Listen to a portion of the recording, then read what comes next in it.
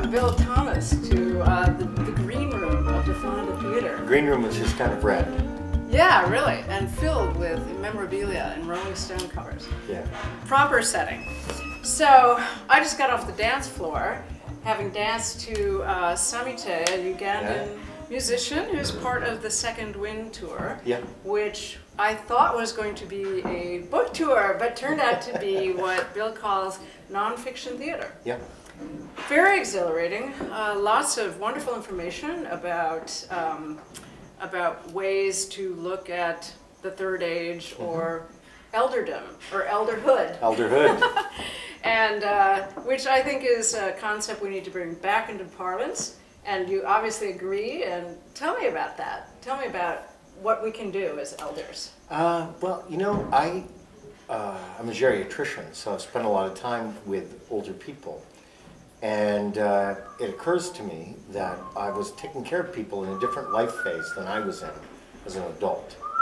And the farther I went and the closer I got to elders, I began to see the outlines of elderhood and began to see it as a developmental stage that follows adulthood. Awesome. Let's back up a little and just tell me a little bit about your background as a geriatrician. Sure. So I'm a medical doctor, and my specialty is taking care of older people. And that work over the years has actually made me into an advocate for cultural change in how America thinks about aging and how we think about ourselves as aging human beings. It's going to be a big leap, huh? Yeah, unfortunately, a very big leap. Yeah. A lot of my most recent writing and thinking has been really shifting my focus really from aging to adulthood, because I think that's where the problem is. I think aging is super healthy and good, but adulthood is out of control. It's a very unique concept. I just finished reading Bill's book, The Second Wind, and puzzled a bit about, like, wait a second, I thought I was an adult till I died, but now I've learned that... Hopefully not. Well, I'm going to become a child again really shortly, but actually I've never not been a child. But anyway, go expand on that a little bit about the limits of adulthood and what is beyond that. What is elderhood, really? So I've been interested in this idea of elderhood as life beyond adulthood. And just the way we think of adulthood as life beyond childhood. No one in America has a problem with the idea, well, you're a kid, you grow up and you become an adult. What I'm adding to the conversation is, well, you're an adult and then you grow up and you become an elder. I like that. So how do you know when you're actually an elder? When do you get that status? Well, so when you talk about adolescence and coming of age in that context, there are real biological signals, hormones screaming in your ear, and a whole set of cultural rituals that tell you the door is that way, walk through it. Right. In American society, no rituals. The changes are subtle physically, and our culture doesn't give you any clues, no map. So mainly, the way I talk about it is that you're beginning to outgrow adulthood when the fevered rush of relentless activity no longer seems quite as attractive as it used to. I know that feeling. Yeah, and you're like, wait a minute. This doesn't feel right. It's almost like you had an old pair of shoes that you loved, and they started making blisters. And you go, I think there's time for a change. Time for flip-flops. Yeah, that's right. Yeah. Well, you touch on so many big concepts in the book, and then the tour is a whole nother approach to things, which goes into the beauty and value of music in old folks' home or nursing homes, whatever. And by the way, as a sidebar, you have developed a whole new system for these homes, a kind of a departure. Yeah. Abolition. The greenhouse. Well, you're an abolitionist. I'm an abolitionist, gotta say. Yeah. I believe that we can have an America without nursing homes. So we've developed an alternative, a community-based alternative based on the principles of loving relationships that take the place of institutional nursing homes. Yeah. It's called Greenhouse. Yeah, and there are now greenhouses developing. In 32 states. I want to see one. Oh. Definitely want to see Oh, well, there's Claremont, the really? gardens in Claremont, yeah. Oh, cool. Oh. Yeah. Well, okay. I'm not quite ready, but. And you also bring up some wonderful concepts. Koyaanisqatsi. Koyaanisqatsi. Life out of balance. Yes. Koyaanisqatsi. So here's the thing. If you play around in this field like you do, you quickly realize that the language is stacked against us. Everywhere you turn, like you even just in an offhand way, you said old folks home. Yeah. But wait a minute, we could write page after page after page of these expressions that load the dice. Yeah. So I often have to turn to other languages to find words that are useful. And the Navajo language has the term Koyaanisqatsi, that means life out of balance, or living in a way that calls for another way of living. And that's the signal. That's actually the signal. You said, how do we know when it's time? Yeah. When you feel like you're living in a way that calls for another way of living, might want to pay attention to that. Yeah. Have you haven't felt that yet, have you? You know, You're a it's little interesting. young. Well, I don't think I'm necessarily young or old, but I don't feel the call of elderhood personally. However, I do feel a strong sense of wanting to include the next younger generations in what I'm doing. Now, you also look at the aging, the post-war generation, and see that there are three somewhat distinct groups. They interpenetrate, but we have the denialists, the realists, and the enthusiasts. And I guess you decided I'm an enthusiast. Oh yeah! But, You're but like, in the dictionary, it's enthusiast, and there's your picture. oh, that makes me happy. But anyway, describe that and how that will affect what's coming next. Well, so, there's an unrelenting passage of time. And that youthful post-war baby boom generation gets older every day. And they get one day farther away from the pinnacle of adult power, and they're going to have to cope with this. So there's really three main strategies for coping with the inevitable change that comes with time. One, deny it. Just go into full denial and just say, not la la la la, I can't hear you. No way. Can't hear you, not me. And those people some of them can go to very extreme lengths to create illusions of youth or facsimiles of youth. But they know deep inside. Yeah, and it causes terrible suffering because they do know. Right. So then they're the denialists, obviously. The realists are very, very interesting. They want to be healthy, they want to be fit, they want to be vital, not because of what lies ahead, but because they want to hold on to what was before. So they have a strong feeling of common sense efforts to resist aging. They're leading consumers of flaxseed oil, Sudoku puzzles. They walk, they eat sensibly, they do everything they can to resist aging. They just don't see any good in it. It's a defense. Yeah, so they're pessimistic, like Yes, a lot of realists are. Right. And then there's, really, I gotta say, us. Yeah. And in American society, we're the wild ones. We're the ones who are saying, hey, wait a minute, this could be interesting. This could be good. This could take me into new terrain, and I could become a different, and in many ways, better person. Exactly.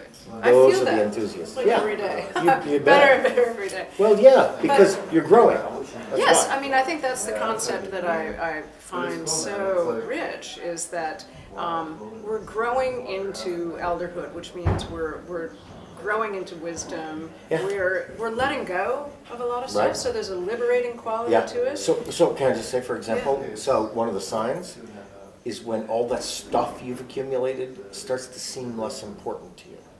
And I'll give you an example. This is from my life. Over the course of my adult life, I accumulated several thousand books and lovingly stored them and housed them. And lately, I've been taking boxes of books down to the library sale and parting with them. Some of these books, you know, at one time were deeply meaningful to me. But I just feel like I don't need to carry them, the object with me anymore. Right. That I've learned what I had needed to learn from them, and it's time to pass them on. Yeah, that's great. I bet there's some good books. I think so. I do. It was First really kind of. edition Lolita, anything like that? No, I'm joking. Yeah, I think one of the things that I also felt coming from your book was that as elders, we have responsibility for a lot of what's going on now, as the post-war generation. And I have personally felt this, that, you know, I think we tried in the 70s and the 80s to kind of gain control or to you know, include wisdom in the leadership of our nation. It didn't really work, and I've always kind of puzzled as to why.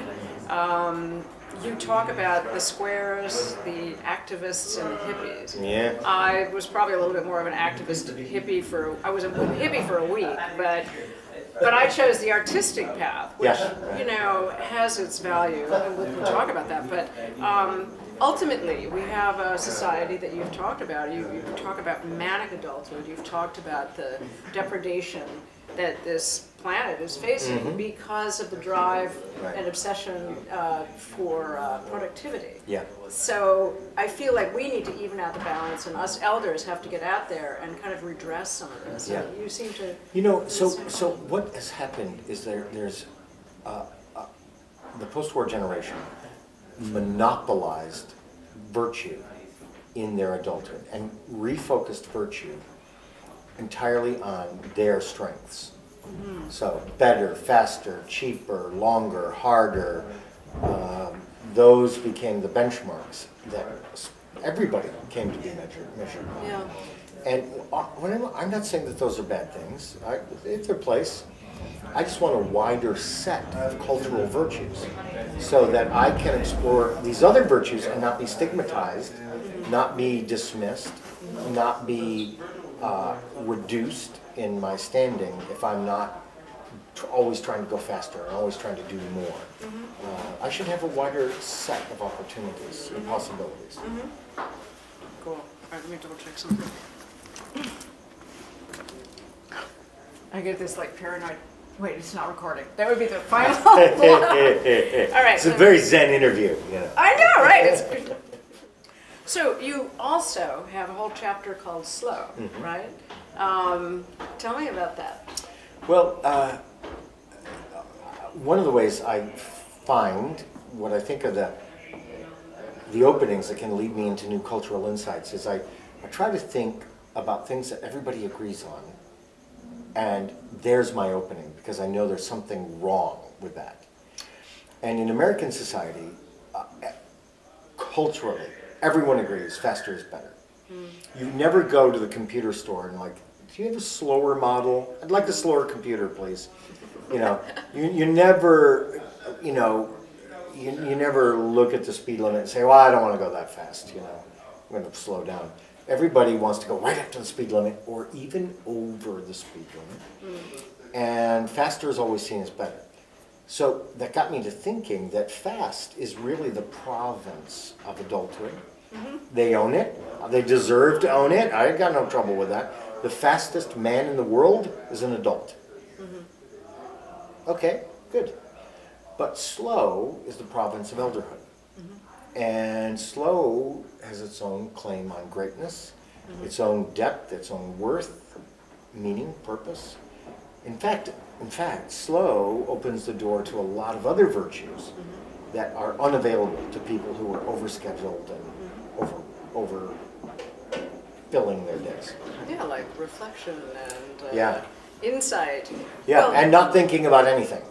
Yeah, does that feel good? That feels really good. One of the elements of the documentary was about the neuroscience that older brains, maybe it was Janet Taylor talking about older brains and I can't remember if it was the loss of the amygdala or whatever, the parietal lobe, but there's something moving more slowly, but in that slowness is a greater richness and more associations. Right, more balance between the More hemispheres. balance between the So hemispheres. one thing about younger people, one of the, I'm sorry, the defects of youth, sorry, is, Do you hear that? yeah, just sorry, If you're young people. watching. Yeah, you're not watching, I'm okay with that. But young people lateralize a lot of cognitive processing, and that has virtues in terms of speed, but older people blend the hemispheres more naturally and deeply, and it leads to different ways of thinking. And it's the basis for a lot of what we call wisdom, because instead of snapping at the very first answer, you've got more neural systems activated, and it takes more time to really think it through. That's good, not bad. You got to kind of thumb through the encyclopedia of your life and go, wait, Yeah, that, but then what about this? And then there was this. Yeah, wait, when you put it all together and add it up, Yeah, probably the conclusion of life. It might be the end concluding. Yeah, now I get idea. it. Fade to black. Oh, by the way, thank you so much for concentrating on the value of older women, whether you call them crones or or this, bringing up the studies about grandmothers and in fact, the uses of the elder in terms of the connectivity of families. You call them the glue. Yeah, the glue that holds society, families, communities together. Yeah, it's a beautiful thing. And again, the way it's conventionally conceived of, adulthood is organized around ideas that in our culture are typically have been identified as male-oriented ideas. So aggression, power, strength.